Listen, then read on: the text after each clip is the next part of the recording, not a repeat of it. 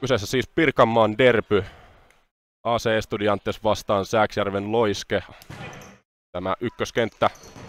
Niin Salminen pelaa Jumiskolle ja Salminen pääsee uudestaan paikkaan. Mansikkamäki torjuu hyvin. Tulee hyvin maaliltaan vastaan ja pystyy peittämään tuon Salmisen laukauksen. Mansikkamäki nyt kaukana maaliltaan, mutta löytää hyvin sieltä oman pelaajan ja tolppaan lähtee tämä laukaus. Se oli Miko Heikkilä, joka tämän laukauksen lähetti. Jälleen Heikkilä pallossa vaikeuksissa nyt Kuokkasen kanssa ja hän pääsee sieltä rönkkäämään jalkansa väliin ja laittaa pallon verkkoon. ACE siirtyy 1-0 johtoon ajassa 7.36. Maalintekijä Fredrik Kuokkanen. Hyvä katko jälleen Niemiseltä ja laukauskin lähtee vihaisesti, mutta menee oikealta ohitse. Nieminen löytää hienosti Salmisen, joka on nokikkain laukoo oikealta ohi. Olipa loistava syöttö Mikko Niemiseltä siinä. Sitten mennään nopeasti jo toiseen päähän, mutta Nieminen on jälleen välissä. Selkeä pitkä heitto. Parkat. Altsupeidi ja sitten oikealta löytyy Loisken mies ja hyvä laukaus. Ojala löytää Jumiskonen, nyt aukeaa hyvin keskeltä ja nyt olisi 2-0 vastaan Nieminen ja Jumisko pääsee puttaamaan! Läheltä oikea takatolppaa Niemisen passin sisään, olipa hienosti rakennettu. Siinä Salminen pistää hienosti pallon kaksikolle, Nieminen Jumisko. Loiske hyökkää oikealta. Pallo tulee Aholalle, Jurva tulee erinomaisesti vastaan, hieno jalkatorjunta. Rauhallisesti pitää Lehtonen palloa ja pelaa sen tänne oikealle Tuoviselle. Tuominen hakee hyvin Jumiskoa, mutta erinomaisesti seuraa Loiskeen puolusta, mutta Jumisko riistää pallon takaisin. Tällä ei aivan menee etukulmasta sisään. Jälleen Heinonen, häntä vastassa Mikko Nieminen. Ne pääsee laukomaan ja onkin todella paha laukaus siinä pienen pelaajamaskin takaa. Menee vasemmalta ohi. Mäntän kasvatti Mikko Nieminen.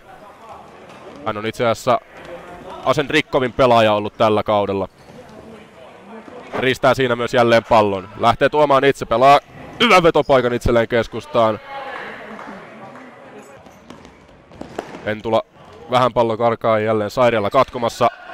Lähtee haastamaan Neuvosta. Lähtee vielä laukomaan.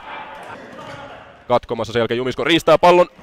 Mansikkamäki erinomaisesti syöksyy maaliltaan vastaan. Sitten Altsupeidi, Jumisko riistää pallon. Todella lähellä oli illan toinen osuma siinä. Heinonen jälleen huono syöttö, Jumisko on jälleen välissä, olisi nokikkaisena veskarin kanssa, mutta hieman menee vasemmalta ohi tuo laukaus. Sen jälkeen Tuovinen, hyvä diagonaali syöttö, Saari löytyy sieltä, pelaa keskelle, siinä oli pallo tulossa Tuoviselle, mutta hän ei varmaan ihan itsekään uskonut, että pallo tulee sinne saakka. Sen jälkeen nopea vastahyökkäys ja Altsupedi tulee vasemmalta ja kaventaa lukemiksi 2-1. Meneekö siinä Miska Jurvan jalkojen välistä pallo maaliin? Joka tapauksessa todella tärkeä maali vierasjoukkueelle.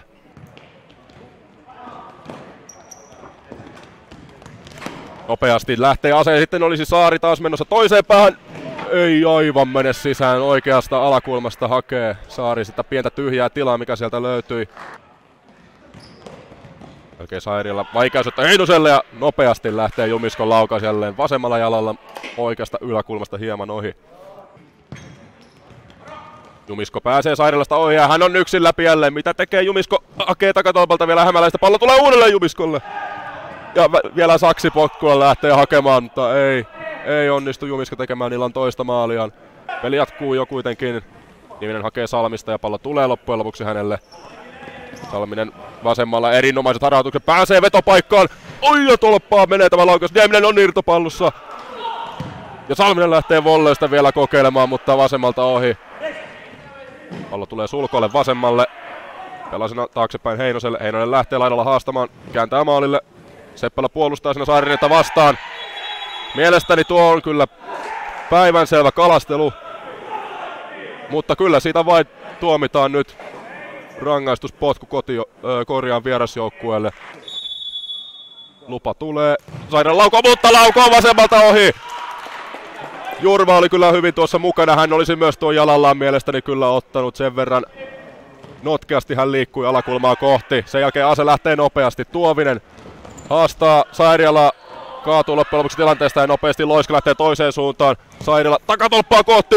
Saaderinne nostaa pallon. Meneekö loppujen lopuksi sivurajasta yli vai päädystä? Jurva avaa Salmiselle. Sen jälkeen vaarallinen syöttö. Heinonen pääsee katkomaan.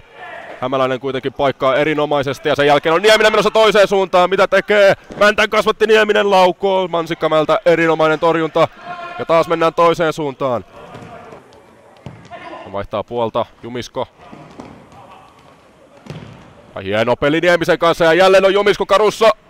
Ei mene vieläkään maaliin, vaan Mansikkamäki pystyy tilanteen peittämään. Joukkopallon. Altsupeidi. Sairialla. Lehtonelta erinomainen riisto siinä sulkoltaan. Lehtonen pelaa loistavasti Ojalalle. Jälleen vierasjoukkue. Ojala puolustaa Heinosta siinä hyvin ja pallo ajatuu lopulta Lehtoselle vasemmalle. Pääseekö hän maalintekoon? Lähtee kokeilemaan etukulmaa, mutta Mansikkamäki on edessä. Saarinen keskellä Altsupeidi. Jälleen heikko syöttö, johon Hentula pääsee hieman väliin. Tosi Nieminen. Paha menetys ja siinä on paikka nyt vierailla ja se on tasoitusmaali. Se on Teemu Heinonen, joka tuon maalin tekee. Syöttäjänä numero 14 Aimo Sulkko.